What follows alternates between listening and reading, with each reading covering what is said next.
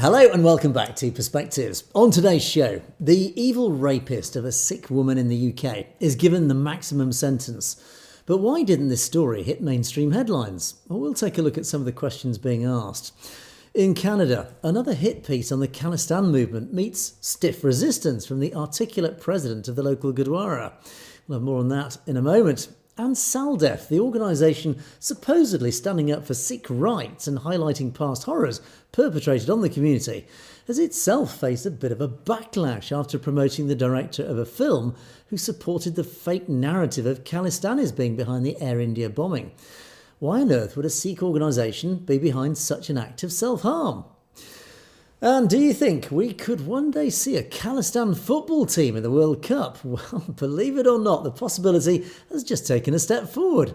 Do stay tuned for a rather fascinating story of the establishment of the Khalistan Football Association. All this and more on today's packed show. And of course, at the end of the show, we'll take a look at loads of great comments which have been pouring in. So thank you to our wonderful audience for those. Right, let's get underway. And yes, we'll start with this awful story. We've talked a lot about it since the awful crime was committed last year. It is this brutal, horrible hate crime, this race-ignited rape of a Sikh lady. And the perpetrator was assumed mistakenly that she was a Muslim. And it had some pretty awful details, which obviously I try and avoid sort of giving. But ultimately, it really reveals at least the climate of hatred at the extreme ends here in the UK. But also, the angle I'm looking at today is a bit of a blindness in the mainstream media. Now, a few days ago, Friday, Birmingham Crown Court, this guy, 32-year-old John Ashby, he was sentenced to life in prison. And life in this country doesn't literally mean life as it does in America. There's usually given a minimum term to serve, and he was given a minimum sentence of 13 and a half years. And obviously the crime was the aggravated rape, the intentional strangulation and robbery of a Sikh lady in her own home here in the UK, in Walsall in the Midlands. Now, outside the court, I'm going to play, this is a video of Jas Singh from Sikh Federation. He was there outside the court, and I hope he doesn't mind. I'm going to play his report, which appeared on the Sikh Federation website, just to give you a bit of his opinion anyway. He was actually there on the day. Waheguru Ji Ka Khalsa, Waheguru Ji Ki Fateh. We're here today standing outside Birmingham Crown Court, where in the rape case of John Ashby, he was convicted this week, where he changed his plea to guilty. The judge passed sentencing today, and he sentenced him to life imprisonment with a minimum term of 13 years before any consideration for parole. I mean, that was a bit of a relief for not only the victim, her family and the community, but the bigger thing from this was the strength shown by Benji to not only have to dealt with that ordeal, the horrific abuse and attack she suffered, but also to prepare for trial and court, and then today drawing sentencing to attend and listen to the ordeal again, showed huge amount of courage, strength and bravery, and was inspiring to see her strength while she looked her abuser in the face as he was sentenced to life imprisonment. I think this is a huge point in the hate climate that's been in the UK for the last year or so, which politicians have to take responsibility for.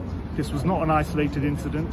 This was premeditated, this was planned, and it was in the backdrop of the racial abuse, the discrimination and the hatred towards immigrants, towards refugees, and particularly to people of colour on brown skin.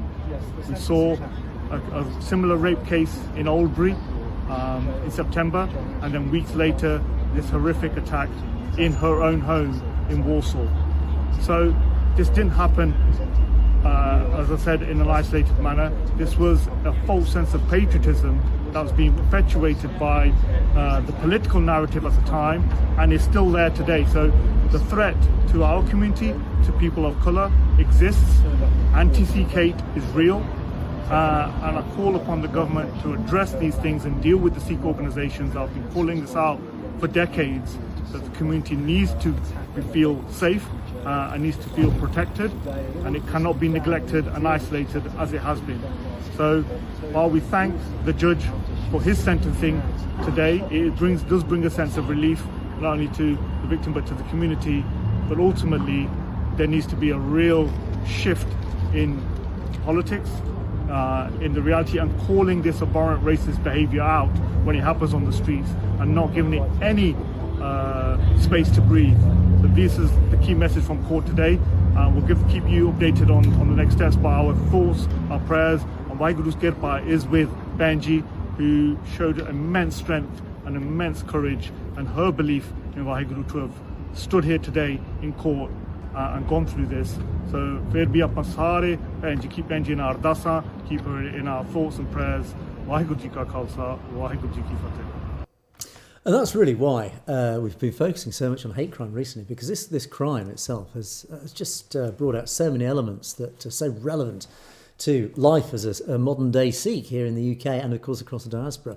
And the details of this case, and this happened back in October last year, the details are absolutely awful.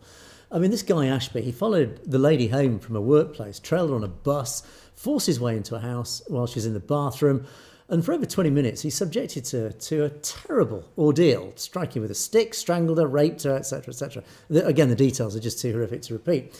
But it's the motivation, really, and it just touched on this to some degree, it's the motivation behind it that's really relevant. Because throughout the attack, this guy, Ashby, bombarded the girl with Islamophobic slurs. He called her a bloody Muslim bitch, amongst other worse things, and told her she was dirty. And she told him, I'm not a Muslim, I'm a Sikh, but didn't stop him. He even demanded that she call him a British master. So again, the overtones here, or the undertones rather, the undertones of racism are just dripping from this. It's terrible. And the sad thing is, it wasn't just a random act of sexual violence. It was a hate-filled rape. There's a whole layer of this. It's an unprecedented case, actually, where rape was used as a weapon of racist and religious hate. Sikh Women's Aid, they're an organisation who apparently been looking after this girl, giving her a bit of support. And bless her, she had the courage to be in court and face her attacker. It must have been an awful experience for her, again, to relive everything. Sikh Women's Aid, they've been supporting this lady. They said that while they deal with many horrors, a racially aggravated rape of this nature is something they've never encountered before. So again, it is unprecedented. That's why this case sticks out so significantly. And the judge, a guy called Mr. Justice Pepperell, he was pretty clear about this. Ashby targeted the woman because she was Asian and because he assumed she was Muslim. A prime example of how religious hatred is racialised.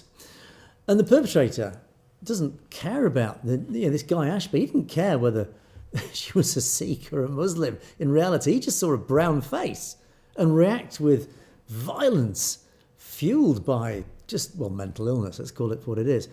And unfortunately, a mental illness that's been fueled and provoked by British far-right nationalism and, of course, misogyny as well. There's an element of misogyny there. This is the guy. This is him, John Ashby. And this is really the troubling point. I sort of really want to angle this on. It's the media response. And there has been a reasonable level of media response, but no way the level that it should have achieved, because the elements of this crime are so horrible and so significant.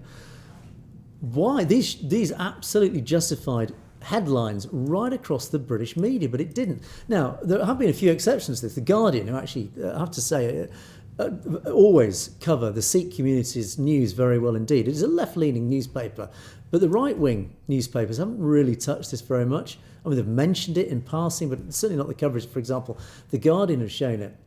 ITV, one of our independent news channels, has covered it as well. They covered the sentencing. But ultimately, the story has been pretty absent from the front pages of the major national tabloids and broadcasters. Why? Well, I mean, compare the silence to stories where the perpetrator fits a very different profile. So when a minority woman is the victim of a British master, this lunatic, who explicitly uses racial superiority as his justification for rape, the silence from the mainstream is absolutely deafening. One has to ask why. And people have picked up on this. The Canary, one outlet, they likewise did pick up on this. They said, look, they said that there is this huge lack of coverage, and it's a choice. It's a choice to downplay what they call the abject terror that's currently felt by the Sikh community here in the UK, particularly in the West Midlands where this occurred. And there has been, of course, a spate of religiously aggravated attacks. So although this case is unprecedented, it is the sharp end of a whole pyramid of awful attacks, racially aggravated attacks. And this lady, whose bravery in court was just exceptional, I have to say. It was her bravery, actually, that forced his late-stage guilty plea. He pleaded not guilty to start with, but the fact that she turned up, was there to testify, basically, look him in the eyes, like a courageous Sikh. I always go on about how Sikhs are genetically driven to stand up, with a backbone of steel. This lady, absolutely true to her Sikh roots, was there in court and faced him, eye to eye. She took it upon herself to say, I'm holding you responsible for this. And as a result of that, he pled guilty, realising he's no chance of getting off this, despite the fact this poor girl's life has been absolutely shattered. And apparently, her and a partner, they were due to get married in India, and they've had to postpone, obviously, the wedding because of what she's gone through. I mean, they wouldn't. So the life sentence that this guy, Ashby, was given does reflect the significance of the attack. It was a very serious attack. The minimum term of 13 years, though, it's a bit of a small consolation to the Sikh community, who obviously felt this is a crime worth a little bit more. And especially because the community feels underprotected by the British state. And when the media is ignoring, they're not putting these things on the headlines of the front page as they absolutely should do. One wonders if it was a white girl who's subjected to a similar reverse racial attack, let's say by, well, I'm not going to say it, but if somebody from an ethnic minority racially rapes a white woman, which in fact it has sadly happened in the past, these tend to hit the headlines. But not always, and that's another nuance that's almost worth exploring in another discussion. Because again, this fear of creating racial tension, and it goes back to the grooming gangs, again, why they actually have been deliberately kept from the headlines every time there's an attack, or immigration, when there's been a sexual attack, they're also kept from the headlines. This is actually just occurring as I'm talking now. Of course, there is this. It's a bit of a common theme, bizarrely. So in other words, it's not just the Sikh community. It's basically any racially aggravated crime of deep significance, particularly rape, sexual assaults, they don't hit the headlines. Why not? And the trouble is, though, that when the media ignores it, when they don't do this, all they're doing is effectively weaponising silence. They're telling the minorities that their trauma isn't news. But it works the other way. They're telling the white majority, likewise, that these traumatic stories are just, we can't report them. So they're weaponising the silence again. It's terrible because it's all about politics. It's not about justice. It's about politics. It's trying to keep a lid on the racial tensions that are bubbling here in this country, not just in this country but across the diaspora. And you cannot address these tensions unless you look at the truth, unless you actually analyse the genuine facts. And if you keep burying it, if you keep it from the public, like the grooming gang scandal, for example, when you hide these things and you bury the evidence, you hide it from public discourse, all you're doing is having the opposite effect, that you're creating a vacuum within which misinformation fills in. It's a breeding ground for extremism, both left and right. That's why we're having problems. We've got to face up to these things, and these things need to hit the headlines so we can have the public debates about them. And, we often talk about India, for example, weaponised law against Sikhs. Well, here in the diaspora, we're seeing a different but related failure. It's a failure of the media to treat this persecution and violent targeting of Sikhs with the same urgency as other crimes. So it's pretty scandalous. And, anyway, hopefully that whole case now is put to bed, but the fallout from this case is definitely not put to bed, as Jas said in his video. He basically said, look, we've got to keep the pressure on the government to highlight these hate crimes, to record them and do something about it, because the trend line is not good. They are going in the wrong direction. So let's move on. And this case, Nancy Graywell. We've covered the murder, this poor lady, an Indian lady, or lady of Indian descent in Canada, LaSalle, Ontario. She was a Punjabi girl. She's 45 years old. She was a social media influencer, and she was brutally murdered. She was stabbed. It was a horrible crime. And she was a personal support worker, a singer, woman who used her platform essentially to speak her mind. She was very loud. She was an influencer who was, frankly, not afraid to speak her mind. And, of course, that has made her a target. Now, her death is absolutely outrageous. And, of course, we got to get to the bottom of this to find justice for this girl. But, unfortunately, as is often the case, when a Sikh-related story breaks in Canada, the Hindutva media are all over it. And it's already out in force. Or not even Hindutva, but Hindutva-aligned, extreme right-wing, etc. And, sadly, this rebel news, once again, has crossed our door, has darkened our door again. We've had to cover this guy, David Menzies, in the past for his totally biased reporting. Rebel News claims we bring you the truth. Well, it doesn't. It brings you a very, very partisan perspective on events. And this is no exception, sadly, this video. And sadly, this is... I'm going to spend a little bit of time. I'm just going to extract a few excerpts, but there's some interesting parts of this which are definitely worth talking about. And as I said in the intro, there's a very interesting interview with the local Gurdwara's head, who comes out fighting, bless him. He gives a brilliant interview, and I'll show you some excerpts from that. But ultimately, this has been triggered, is the local investigation by the police. The Ontario Provincial Police, the OPP, and the LaSalle Police have just officially confirmed that they are investigating possible Khalistani links to the murder. Of course, these guys forever saying, it was Khalistanis, but we don't know that. However, the police have said that we are now investigating potential Khalistani links. But they have said it remains an active, open investigation. They have not named any suspects or provided any evidence. And we do know this lady was a 45-year-old service worker, a social media influencer, and she was a vocal critic of the Khalistan movement. That is a fact, we know that. But also, we do know that in this interview, as Maninder Singh Kuna, he's the Gurdwara president, he explicitly mentions that she also recently shifted her focus to criticising powerful Indian politicians and religious leaders. So those are the facts that we know.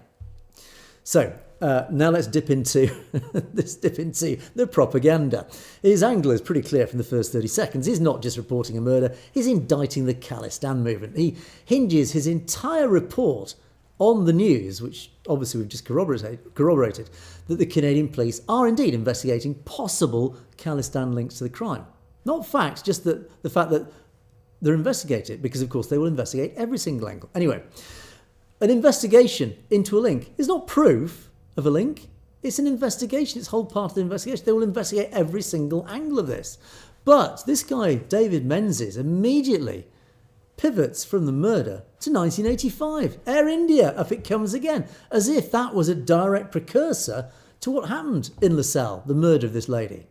Classic Hindutva-style narrative tactic. Use a fresh tragedy to revive that 40-year-old ghost and keep that Sikh terrorist label firmly attached to the community. So let me play you the first little bit from this. What was Nancy's crime? Well, she was speaking out against the Khalistani movement. And in case anyone says, why should I care? Well, here's why you should care. It was Khalistani terrorists in 1985 that were responsible for the biggest act of Canadian terrorism in history. And I speak of bringing down the Air India flight that killed all 329 aboard. And indeed, the suspicion is that it was Khalistanis who massacred Nancy Grewal. And I can report that police are indeed now confirming, this is news that just happened a couple of days ago, that the investigation is now looking into possible Khalistan links. So, I mean, again, it's absolutely blatant. The irony involved is incredible. I mean, Rebel News, his channel, claims to be the other side of the story, but all they're doing is they're just parroting, once again, the official Indian state line. It doesn't do any actual research. I mean, for example, John Kiriakou's revelation, was it a week or two ago, that the CIA actually know full well it was India's RAW behind it. Doesn't mention that, hasn't done his due diligence. He just takes off the shelf this news, Khalistani terrorists, they brought down Air India. Sorry, mate, but, that is not independent journalism. But to his credit then, he does do something interesting. He went to the local Gurdwara Khalsa Park, and he did actually do a very long interview with its president, Maninder Singh Kuna. And this actually is where the narrative, his anti-Khalistan narrative, starts to fall apart for his hit piece crowd, for his audience who are baying like right-wing seals, thinking, oh yeah, Khalistan is bad. Suddenly the narrative changes here, because Mr. Kunar, Maninder Singh Kunar, offers a very, very powerful defence. He speaks very slowly, articulately. He talks about the history, and it's deeply revealing. So when Menzies, for example, asked why the Khalistan movement is so active in Canada and not in India, again, a very loaded question, Maninder just gives a very simple, truthful answer that we talk about on this show every week. In India, if you so much as utter the word Khalistan, you're carted off to prison for life. Or worse, there is no freedom of expression for Sikhs in India. Therefore, the struggle has no choice but to live in the diaspora. Let me play you another little excerpt. The Khalistani movement is more active in Canada, the US, and the UK than it is in India. Is that true?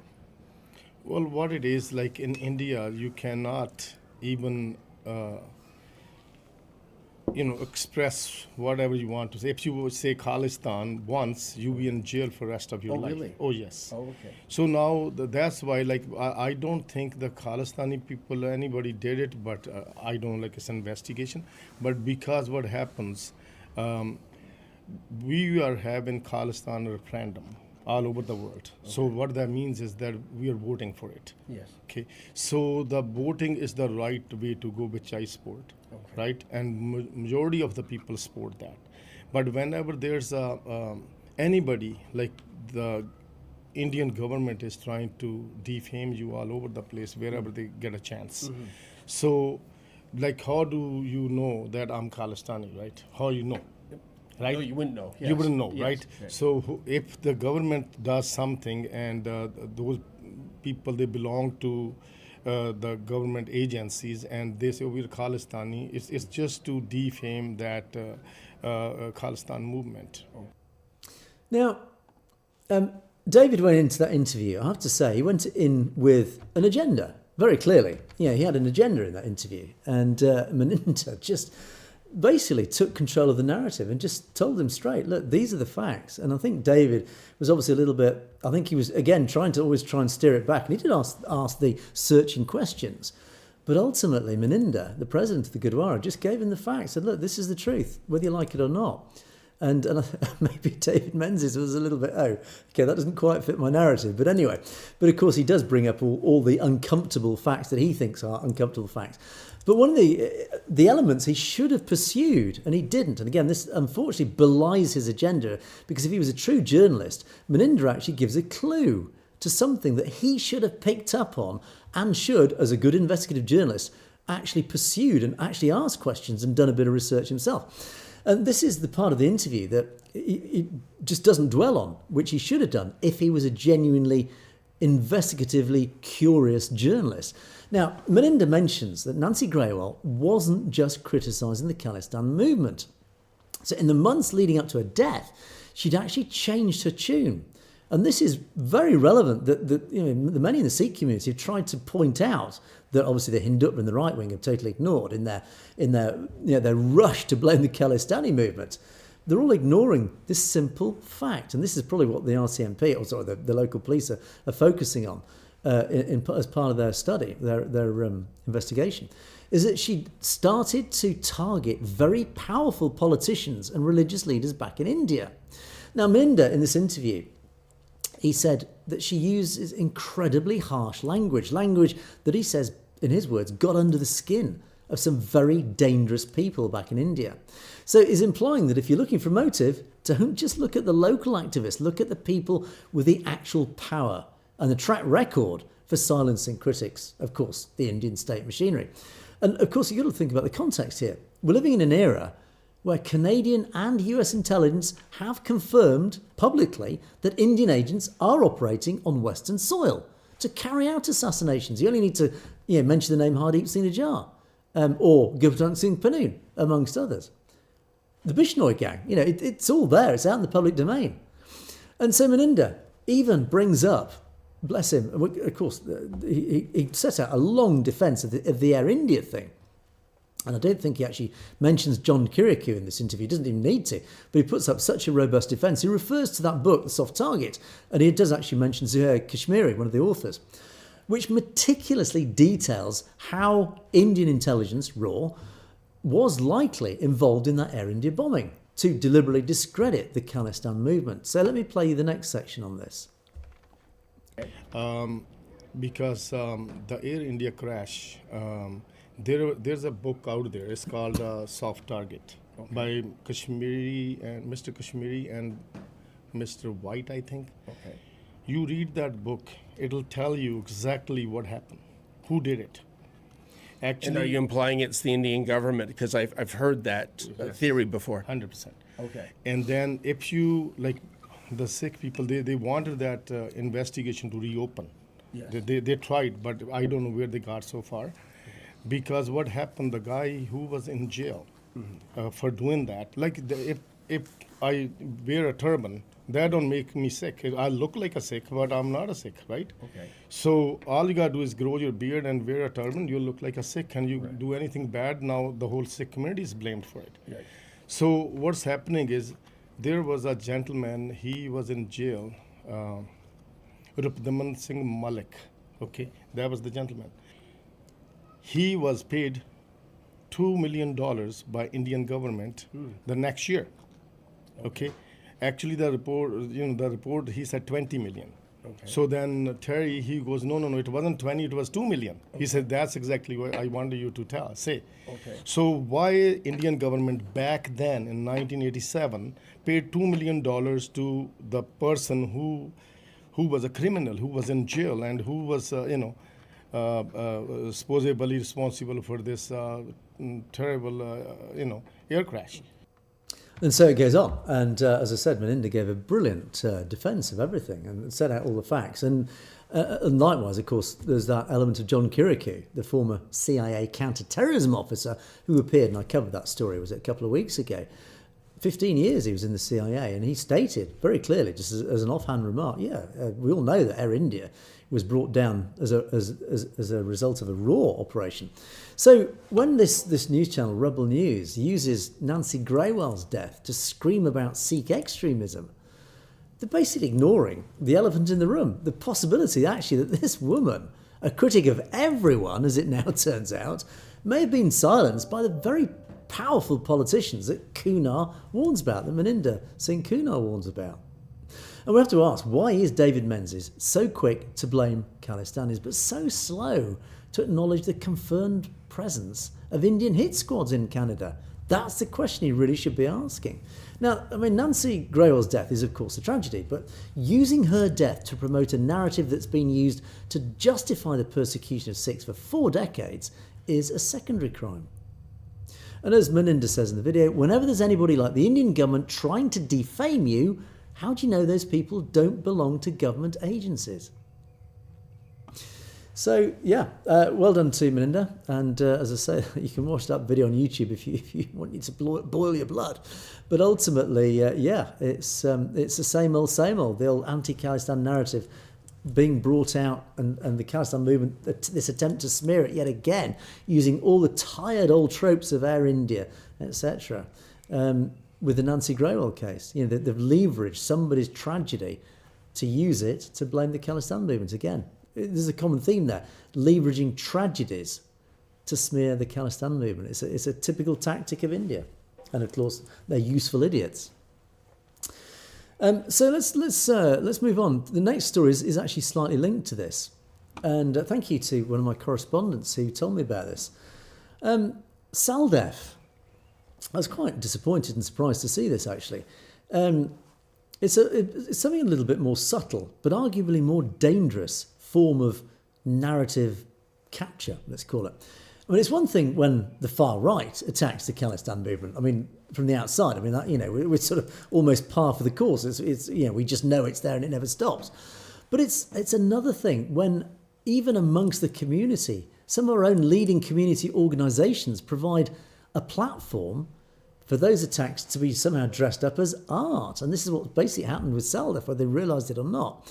So over the weekend, the Sikh American Legal Defence and Education Fund, SALDEF, which has done some great work over the years, it hosted its third annual Sikhs in Storytelling event in Los Angeles, the Fowler Museum. And the mission statement, very noble, it says, claiming our place in media and shifting culture from the inside. Great, I mean, it's a great event. Unfortunately, the centrepiece of this year's event was a short film called Flight 182, Air India, featuring a panel with that film's director, a lady called Ripin Sinder, and lead actor Sundeep Morrison. Now, let's be clear about what this film is. It's a dramatisation of that 1985 Air India bombing. And the director herself, she lost an uncle in the tragedy, frames it as an act of remembrance, this film. She said it's an act of remembrance. But, as we always say, the devil is in the detail. Let's just peel away the nice, pretty packaging and actually just look at the reality of what's going on here, specifically in the framing of this. The film's synopsis, the story of the film, describes a husband caught between his duty to his dying mother and, wait for it, warnings from a separatist group openly seeking revenge against the government. And it's set specifically against the backdrop of the first anniversary of Operation Blue Star. So you start to see what's going on here. It's not just a story about grief. Ultimately and sadly and frustratingly, it's a narrative that directly links the Sikh struggle for Khalistan sovereignty, the separatist group that referred to the murder of 329 people. It's basically validating the same official Hindutva created fake narrative that David Menzies in that Rebel News piece used to smear the community in Ontario. And what makes this so galling and so frustrating is the platform, SALDEF. It was literally founded to fight the profiling of Sikhs as terrorists. And their website actually says the work they do is to ensure Sikhs are treated with, quote, dignity. So why on earth then is SALDEF using this prestigious storytelling event to promote a film, executive produced by Hollywood giants like Ridley Scott, that presents the Sikh terrorist narrative as an established fact? Don't forget how powerful media is, how powerful these films are. They influence people. People watch these films based on history and assume that it's factual, that the narrative is true. And so people who watch this film, this very sad film and everything, are going to go away saying, oh yes, it was Khalistanis that brought the aircraft down. So sadly, I mean, if you want to shift culture, as SALDEF claims it does, we don't do it by reinforcing the most damaging stereotypes ever levelled against the Sikh people. This Air India bombing in 1985 has been used as a big stick to beat the Khalistan movement and the Sikh community as a whole over and over and over again. It's been one of their most powerful propaganda tools to beat the Sikh people, and it's used over and over again. So why would you reinforce it? How many videos have I had to show, or propaganda pieces always refer to the Air India? It's just off the shelf, Khalistani terrorists brought down Air India. It's an easy, lazy accusation, but it works every time. So we've got to stop reinforcing the narrative, the default narrative, oh yeah, it was Khalistanis. It wasn't. We don't know for a fact it was Khalistanis.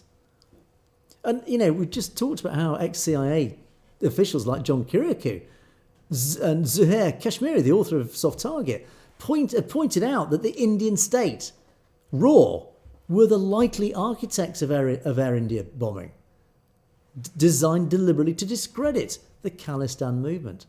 But in this Sikh-led film, being celebrated by a Sikh organisation, they don't even mention state provocation. There's no mention of soft target reality. Instead, it's a story about separatist revenge.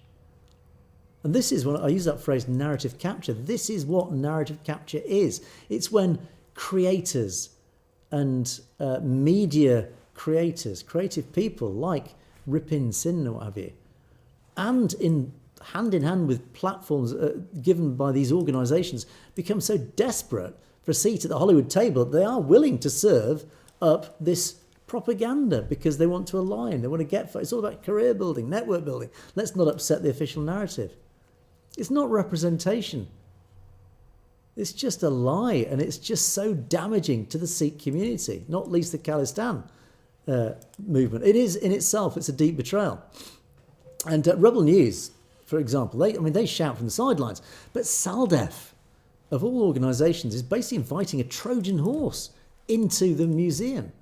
They're helping to bake Sikh guilt, this narrative of Sikh guilt, into the next generation's understanding of Sikh history. Because the youngsters are going to watch this and say, oh yeah, it was our forefathers that brought down the bombing. So you've got to ask SALDEF and the guys behind SALDEF, or the ladies, I don't know who's behind it. When you say our story is waiting to be told, what story are you actually talking about? Are you talking about the genuine Sikh struggle for justice, or the story being fed by the Indian Godi Hindutva machine that India wants the world to believe? So if you're going to talk about storytelling for change, you've got to be brave enough to tell the whole story, tell the truth, including the parts that make the British masters or the Indian politicians uncomfortable. That's what it's all about. Tell the truth. Don't just package up fake narratives and sell it to the next generation. It's really dangerous. So yeah, anyway, thank you to our correspondent who brought that out, and likewise was equally outraged by this, and it does need highlighting. Right, let's have a nice story. We've had a lot of heavy stories so far. Let's have a wonderful... I love this story. And hopefully it'll put a smile on all your faces out there. Even if you're not a football fan. I'm not a huge football fan, but this story, God, it gets the blood going. It really gets the heart thumping. Here we go.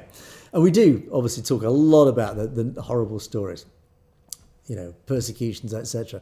But I want to celebrate today a victory in the world of soft power. This is a victory in a very different arena, but it all counts. And it comes, of course, from the most unlikely angles, football. So it's great to report that as part of the celebrations marking 40 years since the declaration of Khalistan, a groundbreaking new initiative has just been made official. It is the Khalistan Football Association. Its handle is at Khalistan_FA. It's been formally announced as the newest member of CONIFA, CONIFA. What is CONIFA? It is the Confederation of Independent Football Associations. Right. Now, like me, if you're not a football fan, you're thinking, who on earth is CONIFA? Well, I'll tell you what it is. CONIFA is basically, it's the FIFA. FIFA is the main global football organisation. It controls global football. But CONIFA is the FIFA for everybody else. It's the global governing body in football for nations or de facto states and indigenous people who aren't recognised yet by the United Nations or FIFA itself. These are things like, for example, Tibet, Kurdistan, Chagos Islands as another one, actually, as a relevant recent example. Now, the approval for Team Khalistan, it came through just last week at the annual conference of CONIFA in northern Cyprus, a place called Lefkosa, if I've pronounced that correctly. And it wasn't just a casual meeting, it was actually an official international assembly where the Sikh nation was formally recognised as a sporting entity. Now, this actually, and it's wonderful, it's great. It's, we all look forward to wearing a Khalistan football shirt, but this is significant in actually on many levels, and more significant than just a simple football team or whatever. Because for the first time, Sikh footballers from across the global diaspora, whether it's the UK, Canada, Australia, doesn't matter, they'll have the chance to pull on a jersey, a football shirt that doesn't say India or England or whoever, Australia or America, whatever, but Khalistan. That's a hugely visible statement. They'll be competing in official international tournaments, standing for a Khalistan anthem, whatever that may be. There's a good thing. Well, that's something we've never talked about. Khalistan anthem. What should the Khalistan anthem be? I've never asked anybody that question, actually. That is a thought. We must... Let me know your thoughts. What should be the national anthem of Khalistan? Is there something out there that should be the anthem of Khalistan, or should a new one be created? Let me know your thoughts on that. So it's a great topic for a discussion, that one. But of course, for the first time, they can compete on the international stage wearing a Khalistan jersey, singing the Khalistan anthem, playing under their own flag. It's more than just about scoring goals. It's, as I said, it's about visibility. And the mission statement, as it said, the project is designed to educate different communities on Sikh sovereignty efforts through the universal language of sport. Of course, so many people watch sport, from the young to the very old. Globally, football is a global sport. The Football World Cup is enormous. It's literally watched by billions. So you imagine if Khalistan manages eventually, and it will do one day, to get into the World Cup. Now, whether it will qualify is a different matter, but certainly to even take to the pitch in their Khalistan shirts, how significant that is in sending a message out. And now, some of you actually might remember there was a football team called, or the Football Association, the Punjab FA, the Punjab Football Association. And now they actually exist already. And they've actually been quite successful, apparently, at Conifer. And they even reached the World Football Cup final back in 2016, 10 years ago. So that was Punjab FA. But of course, there is a crucial difference here. The Punjab FA represents a geographic region and the heritage of that geographic region. Punjab, obviously Punjab. But the Khalistan FA is different. And it's subtle, it's nuanced, but it's extremely significant. The Khalistan FA represents a political and sovereign aspiration. It is basically, it's a courageous, bold, unapologetic claim to nationhood. And you can imagine the scene. A Conifer World Cup match where Team Khalistan is on the scoreboard. And that single image on its own does more to normalise the concept of a Sikh homeland for a global audience than 1,000 political speeches ever could. Because it's so subliminal, it's there. You see it on the scoreboard, Khalistan. It's a default. It means people just default, oh, Khalistan, yeah, it exists. Yeah, it's there. It is a nation. It is a country. And it's absorbed by people watching the football without them actually realising that it's now embedding into their heads, into their mindset, that Khalistan is a genuine nation that exists and carries obviously the weight of a nation's people. And this is why it's very, very clever, this. Because, yeah, you can make 1,000 political speeches. Who listens to political speeches, really?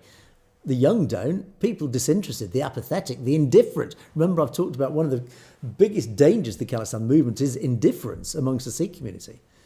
Well, if they're watching a football match and they see 11 Sikhs running around a football field wearing a Khalistan jersey and Khalistan on the scoreboard, suddenly they get it. It starts to bring home to them, oh yeah, this is us, this is who I am. I should be supporting this.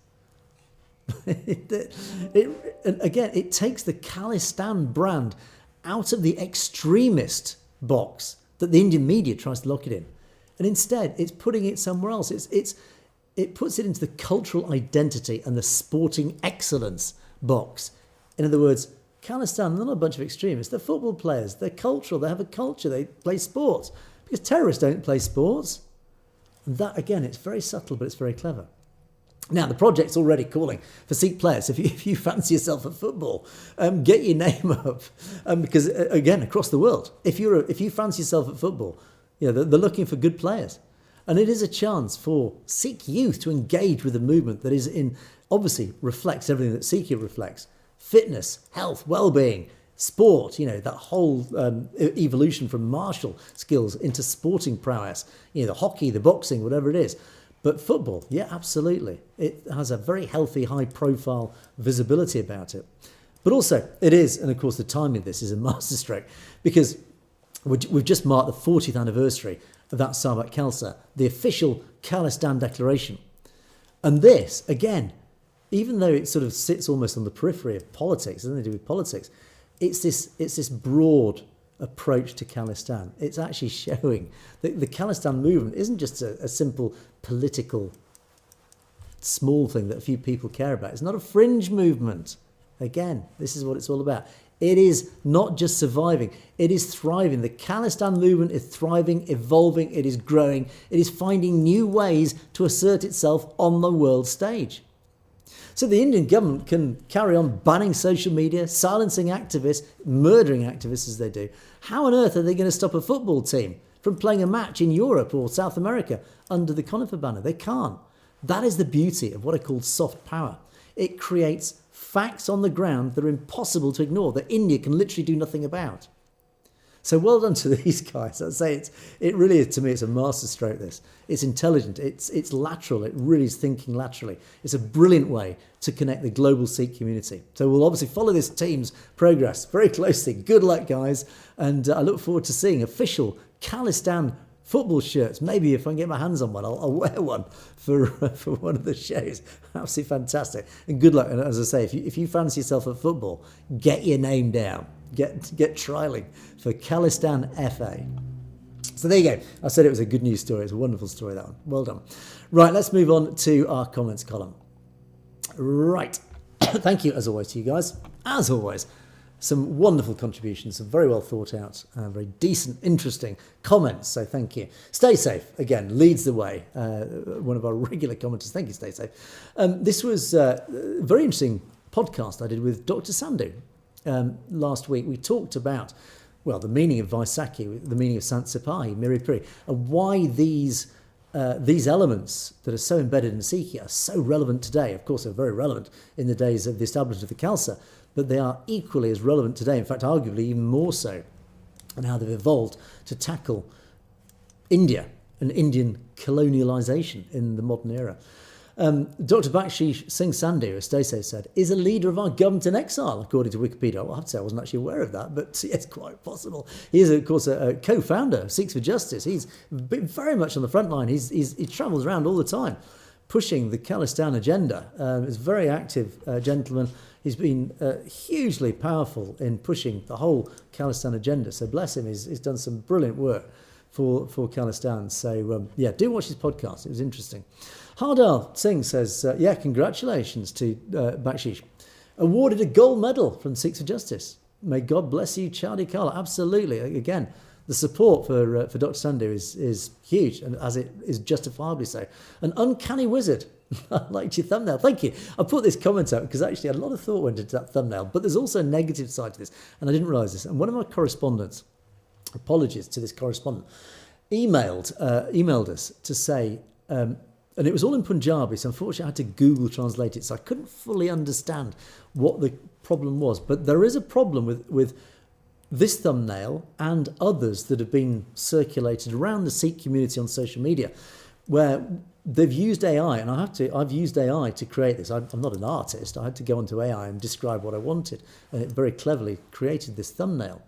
But of course, AI has its limitations. It doesn't always get it quite right, and apparently there are issues, I think, in some of the symbolism or whatever. So if you see anything on this, if you see a problem with this, let me know, because I will have to change it or amend it or just take it down or change it or whatever. Of course, when I do the thumbnails, my knowledge of Sikhi is growing on a daily basis, but ultimately there are small things that I will never pick up without you guys guiding me and helping me through my clumsy journey into learning what is offensive or otherwise to the Sikh community. So if there is a problem with that, please do let me know. But anyway, thank you, Uncanny Wizard. You certainly did at least appreciate that, which is actually lovely. And, there we go, the Satellite logo wasn't on for this video. Sorry about that. Right, next set. Kanwar Bir Singh. India's political ship is filled with criminals and fascists. Where do I begin on this? How true? I mean, I could just leave that comment there. I mean, of course it is. I mean, we've reported in the past how many, I forget the statistics now, but a huge percentage of the Lok Sabha BJP MPs are actual criminals, indicted, sentenced criminals. And they form the government. It's absolutely unbelievable. And of course, the label fascist, yeah, I mean, authoritarian government of India, I'd say on a daily basis, that they do follow a fascist playbook on many levels.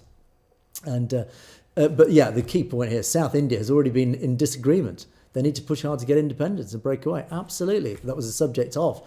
In fact, this was Dr. Graywell's very interesting podcast we did. Again, it was a fascinating podcast.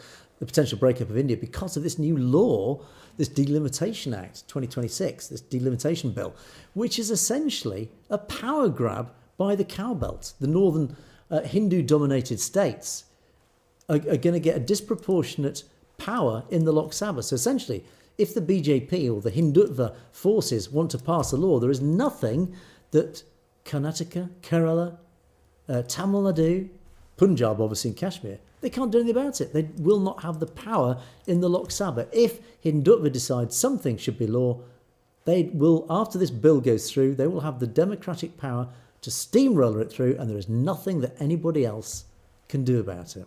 That is serious, which is why Tamil Nadu and Karnataka and other states have actually started publicly saying, we don't want a part of this. Why should we be a part of this? So this could be, as I keep saying, the first cracks, real cracks in India. So watch it. TC, hello TC. Yeah, it is. Delimitation control of the political narrative. India is on track to reap the rewards of its nefarious efforts. Yeah, this is it. These are the cracks that you refer to, TC.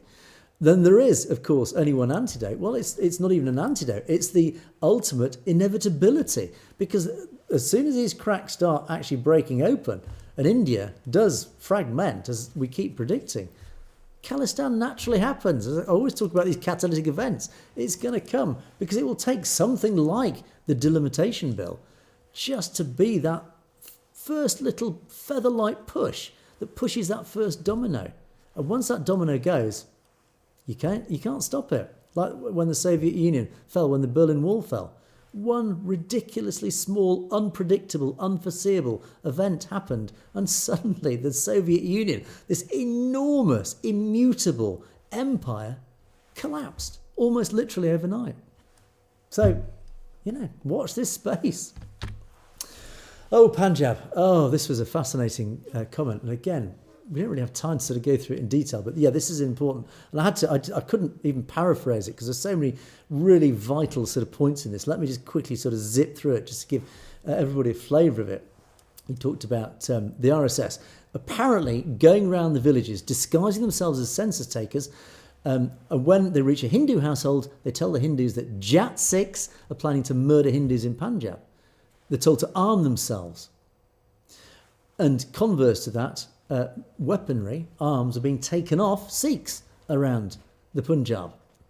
It is, in other words, it's creating a dangerous situation. So you're saying, could we see a potential Rwanda being repeated in Punjab? Basically a civil war, effectively. And this is the fear. As you say, 1984 was the blueprint of this, where they literally put markers on the homes of Sikhs, and you know what happened then. And you say, I am a man of peace, and do not condone any violence, but would it not be better to take precautions than organising a mass funeral party? Now, let me just correct you on that, Punjab. I'm not necessarily a man of peace. I prefer peace, but this is where I align very deeply with the Sikh mindset.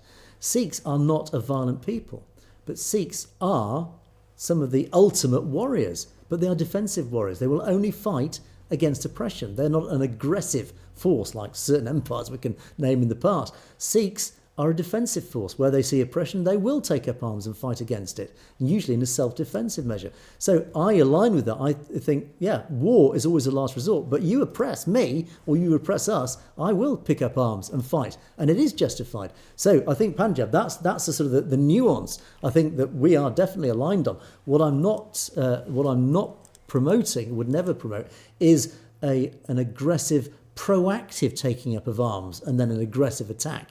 That will not work. But certainly I do totally, in this situation, if indeed there is something brewing in Punjab where Sikhs are being disarmed, but Hindus are being mobilised, motivated and armed, absolutely. Do not give up your arms. Now, don't run outside your house and start shooting people. But if you are attacked, you must be able to defend yourself and then go on the counteroffensive, etc. So I think Punjab, hopefully that sort of clarifies that. And we have talked a lot about this whole subject. And even Gurpreet Singh Pannoon said he wanted justification for the UN for the justification to pick up arms in a defensive fight. And again, it's all very nuanced, it's very subtle, it's semantics is the word. But ultimately, yes, you must always be able to fight defensively, to defend yourself. Simple logic. So yes, I do actually agree with you, Punjab, on that. I totally do. And etc. etc. But anyway, so we don't have time to go into much more detail. We could do a whole show on that comment actually, because there's a lot of important points that you bring out there. But thank you for that. And as you say, there is a very clear agenda going on. What you're noticing, and I hope this is not right, but what you're noticing is an agenda that seems to imply, if you follow it through to its natural conclusion, that they are brewing a physical, violent civil war in Punjab, certainly in northwest India. Northwest India. It's happening in northeast India as well, but northwest India. What is going on? Where is it leading to? That is the big worry. So, if you hear anything on the ground, let me know, you guys. Email me, message me. Do send me a message, because I want to know: is what Punjab's saying true? Have you got corroborative evidence to support the same thing that you're seeing it as well? That obviously Surinder's seeing on the Punjabi side. And final set, peace lover, talking about peace and love and war. Peace lover, yeah, we're all peace lovers at the end of the day.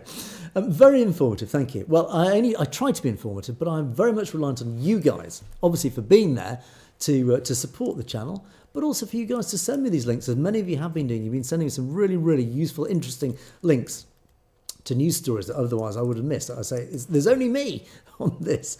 And so I rely very much on you guys sending me subjects, particularly stories that aren't in the mainstream or aren't in the sort of the big outlets, because there's a million small outlets, there's a million social media accounts that actually dig up these stories. And of course, me being me with only a certain amount of hours in a day, I can't see a lot of these. So if you see something interesting, send me a link. Preferably if it's in English. If it's in Punjabi, there's not much I can do. Or if it's in Punjabi, at least give me a clue so I can then do some research and find out and use Google Translate, etc. So yeah, absolutely. I say, so thank you, peace lover. It is informative because ultimately, as I keep saying, all I'm doing is I am the channel, the conduit from you guys. It's you guys feeding me information that I can then recycle, package up and tell you the truth. Hopefully do a bit of research, package it up into a real story and let you guys know what is really happening out there, particularly for you guys in India who might be watching India, because of course you do not get the unfiltered truth. And then the final comments of the show go to Carter Kaur. Hello, Carter Kaur. Khalistan Zindabad. Absolutely so good you had to say it 3 times. Waheguru Ji Ka Khalsa, Waheguru Ji Ki Fateh. And Bikajit Singh with a final Khalistan Zindabad. Indeed, that is why we're here. That is what it's all about. We had some great news stories recently that is like the football story, Lamritpal Singh's story. All these stories, the Jaggi Johal with the United Nations, all these stories are just combining. They are part of this whole story that's building up the Khalistan story. This is why we are so confident that Khalistan is coming. We don't know when, obviously, but we do know it is coming. It is an inevitability. Just now a question of when. And it's you guys that help this happen. All of us together, we are united. We are pushing that Khalistan Express down the tracks through our own steam, and it is building up pace. So keep up the good work, keep up the support. Thank you for supporting the channel. Thank you for supporting for the show. Do let me know your thoughts. Messages below. Message at satellitv.com if you want to send me an email, as many of you have been doing. Thank you for that. But that is it for another day. Thanks so much for your support. Thanks so much for watching. God willing, I will see you tomorrow.